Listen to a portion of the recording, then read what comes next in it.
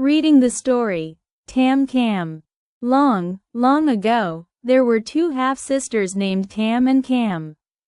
They shared the same father but had different mothers. Tam's mother died when she was very young. Later, her father married Cam's mother. He loved Tam deeply, but sadly, he fell seriously ill and passed away not long after. From then on, Tam had to live with her stepmother, Cam's mother. The stepmother was cruel and harsh. Every day, she forced Tam to do all the housework, while Cam was allowed to laze around and play all day. One day, the stepmother told both sisters to go to the fields to catch fish. She said, "Whoever catches more fish will be rewarded."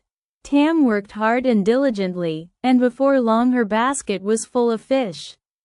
Cam, however, spent the whole day playing around, and by late afternoon she had not caught a single fish. Seeing that Tam had caught so many fish, Cam came up with a trick and said, Sister Tam,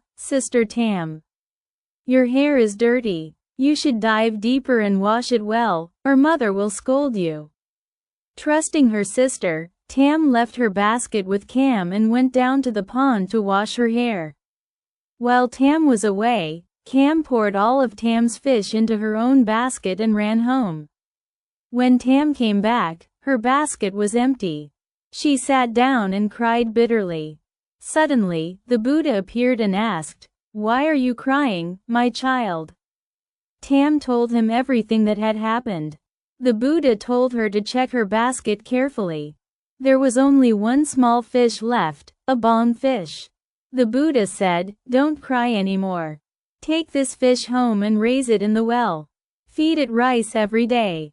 When you feed it, remember to call, bong bong bang bang, come eat the golden rice, the silver rice of my home, don't eat the stale rice and thin porridge of others."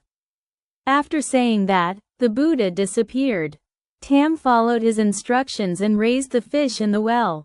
Every day at mealtime, she brought rice to feed the fish. She ate one bowl herself and saved one bowl for the fish. Before long, the fish grew very big. Seeing Tam bring rice to the well every day, the stepmother grew suspicious and told Cam to spy on her. Cam told her mother everything. The next morning, the stepmother sent Tam to herd buffaloes in a faraway field and said sweetly, "My child, grazing buffaloes is forbidden in our village fields. Go to the distant fields, or the villagers will take the buffalo away." Tam obeyed and led the buffalo far away. At home, Cam and her mother went to the well and called the fish just as Tam usually did. Hearing the familiar call, the fish came up, and they caught it and killed it. That evening, when Tam returned and called the fish, it did not appear. All she saw was a red patch of blood floating on the water. She cried in despair, and the Buddha appeared again. "What is the matter, my child?" he asked. Tam told him everything. The Buddha said, "Your fish has been eaten. Don't cry anymore. Go home, collect the fish bones, put them into 4 jars, and bury them under the 4 legs of your bed." Tam went home to look for the bones but could not find them. Suddenly, a chicken ran out and said, "Cluck cluck cluck, give me a handful of rice, and I'll scratch out the bones for you." Tam gave the chicken some rice. The chicken scratched through the ashes in the kitchen, and there were the fish bones. Tam collected them, put them into 4 jars, and buried them under the bed legs as instructed. Some time later, the king held a grand festival. Everyone was excited to attend. Cam and her mother prepared early. Tam asked to go too, but her stepmother mixed a basket of rice with a basket of husks and ordered Tam to separate them, saying she could only go if she finished first. Tam sat down and cried. The Buddha appeared again and asked why she was crying.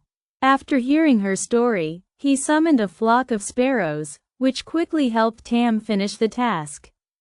But Tam still had no nice clothes to wear, so she cried again. The Buddha appeared once more. "Why are you crying now?" he asked. My clothes are so torn and shabby. How can I go to the festival? Tam replied. The Buddha said, dig up the 4 jars under your bed. Tam did so. In the first jar, she found a beautiful set of clothes. In the second jar, there was a pair of finely embroidered shoes. In the third jar was a tiny horse, which magically turned into a real horse when placed on the ground. The fourth jar contained a sturdy saddle and bridle. Overjoyed, Tam dressed herself and rode to the capital. Along the way, while crossing a stream, she accidentally lost one shoe and could not retrieve it. At the festival, she wrapped the remaining shoe in a scarf and blended into the crowd. At that moment, the king's procession passed by the muddy spot where the shoe had fallen. The royal elephants refused to move forward. Soldiers investigated and found the shoe. The king admired it and said, a shoe this beautiful must belong to a very beautiful woman. He ordered all women at the festival to try on the shoe. Whoever fit it would become his wife. Many women tried, including Cam, but none fit. When it was Tam's turn, the stepmother sneered, even bells and chimes don't suit her, let alone fine shoes. But when Tam tried the shoe, it fit perfectly. She then produced the matching shoe. The soldiers cheered, and the king was overjoyed. He took Tam back to the palace as his queen. From then on, Cam and her mother were filled with hatred. On the anniversary of her father's death, Tam asked the king for permission to return home to prepare the memorial. Seeing Tam return, Cam and her mother plotted to kill her. The stepmother said, today is your father's death anniversary. Climb the areca tree and pick some fruit to offer him. Tam climbed the tree. Below, the stepmother secretly chopped at the trunk. Feeling the tree shake, Tam asked, Aunt, what are you doing down there? The stepmother replied, there are ants at the base. I'm clearing them so they won't bite you. The tree fell, and Tam drowned in the pond. The stepmother dressed Cam in Tam's clothes and returned to the palace, lying to the king that Tam had died and Cam had come to take her place. The king was furious but said nothing. Tam transformed into a golden oriole and flew back to the palace. One day, while Cam was washing the king's clothes, she heard the bird sing. Wash my husband's clothes clean, dry them on poles so they stay neat, don't dry them on thorny fences, or my husband's clothes will tear. Terrified, Cam trembled. The bird stayed close to the king, flying wherever he went. The king said affectionately, Golden Oriole, is it you, my wife, returning to me? The bird flew into his sleeve.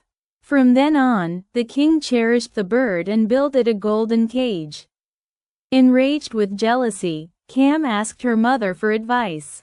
The stepmother told her to kill the bird. Cam did so, buried its feathers in the garden, and cooked the bird. When the king found out, he was heartbroken. From the spot where the feathers were buried, 2 peach trees grew, spreading cool shade. The king often rested beneath them. Again, Cam told her mother, who advised cutting the trees down to make a loom. One day, as Cam was weaving for the king, the loom creaked, creak, creak, clatter. You stole your sister's husband, I will gouge your eyes out. Terrified, Cam ordered the loom to be burned. From the ashes grew a lush persimmon tree, bearing only 1 fruit. One day, an old woman passing by rested under the tree and said, Persimmon, persimmon, fall into my bag, I'll keep you to smell, not to eat. The persimmon fell into her bag. She took it home and placed it on her pillow, only smelling it, never eating it. Each day when she returned from the market, her house was clean and food was ready. Suspicious, she pretended to go out one day but came back secretly. She saw a young woman emerge from the persimmon and clean the house. The old woman rushed in, broke the persimmon shell, and embraced the girl. She took her in as her daughter. That girl was Tam. Later, the old woman opened a small tea stall, and Tam helped her prepare betel leaves. The stall became very popular. One day, the king stopped by and noticed the betel was prepared exactly as Tam used to do. "Who prepared this betel?" he asked. "My daughter," the old woman replied. When Tam came out, the king recognized her at once and joyfully brought her back to the palace. Tam told him everything that had happened. Furious, the king ordered Cam and her mother to be punished. But Tam pleaded for mercy. The king banished them from the palace. As they left the city, a violent storm struck, and both were struck dead by lightning. From then on, the king and Tam lived happily ever after. Lessons from the story. Kindness brings good fortune. Cam and her mother were jealous and cruel, always plotting against Tam, and in the end, they faced their own punishment. The story teaches us that we reap what we sow. Good deeds bring good results, and evil deeds bring suffering. No one is purely good or purely evil. The stepmother's cruelty came from her desire to secure a better life for her own child. Tam herself was gentle and kind at first, but after repeated harm, she eventually fought back. The story shows that people can change when pushed to their limits. Do not be overly naive or blindly trusting. Only in fairy tales can someone die and return many times like Tam. In real life, being too trusting can lead to serious harm. The story reminds us to be cautious, even with those closest to us, to protect ourselves from danger.